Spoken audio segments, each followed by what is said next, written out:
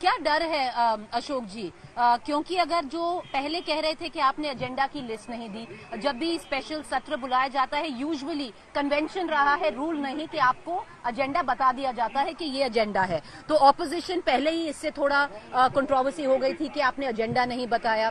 4-5 दिन एजेंडा की लिस्ट आई, उसमें अशोक जी अगर आप देखें तो लोकसभा के एजेंडा के पे नहीं पर राज्यसभा की जो लिस्ट आई थी सबसे नीचे लिखा था नॉट एग्जॉस्टिव। उसका क्या मतलब हुआ? देखिए, एजेंडे की प्रधानमंत्री, मैं आपको बताना चाहता हूँ, जी, प्रधानमंत्री की मूवमेंट हो रही है क्योंकि अंदर हाउस में जाएंगे और उसके बाद मीडिया को एड्रेस करेंगे गेट नंबर 4 के पास।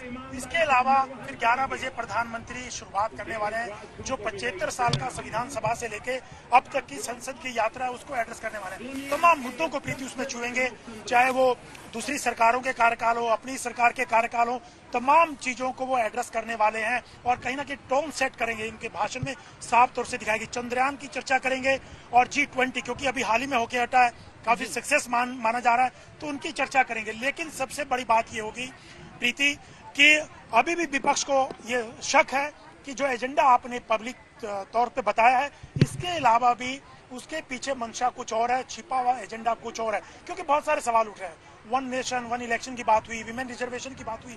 कल ऑल पार्टी मीटिंग में चाहे वो बीजेडी हो, चाहे बीआरएस हो या कांग्रेस की तरफ से और क्या एनसीपी प्रफुल्ल पटेल की तरफ से विमेन रिजर्वेशन बिल लाने की मांग की गई कि विमेन रिजर्वेशन बिल लाना चाहिए।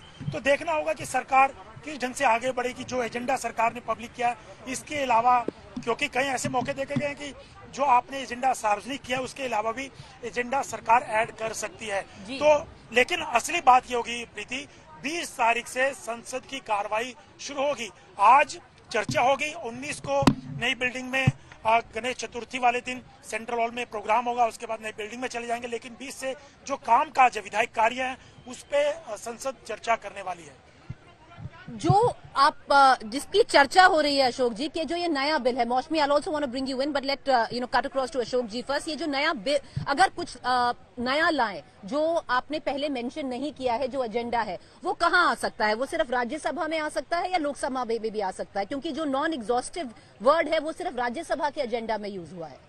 नहीं, देखिए, कहीं भी ला सकते हैं। सरकार के ऊपर डिपेंड करता है कि पहले वो लोकसभा में लाना चाहती है कोई भी ऐसा बिल है या काम है, या राज्यसभा में लाना चाहती है। कई बार ऐसे बिल जो, क्योंकि पहले अगर राज्यसभा में लाया जाता है तो वो एक्सपायर नहीं होता, वो कुछ समय तक उस पर स्टैंड करता है बिल। तो सरकार क्या लाना चाहती है, पहले तो ये क्लैरिटी हो कि सरकार क्या विमेन रिजर्वेशन बिल लाना चाहती है।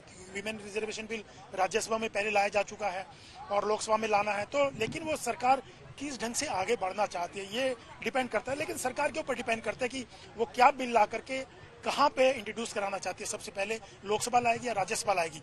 लेकिन इतना जरूर है कि ये जो दूसरे बिल हैं, जयराम रमेश ने सवाल उठाया कि जो ये एजेंडा आया है वो इसके लिए कोई विशेष सत्र की जरूरत नहीं थी, वो तो आप शीतकालीन सत्र में लाकर भी चर्चा कर सकते थे, उन बिलों को ला सकती थी जिन बिलों के बारे में इन्होंने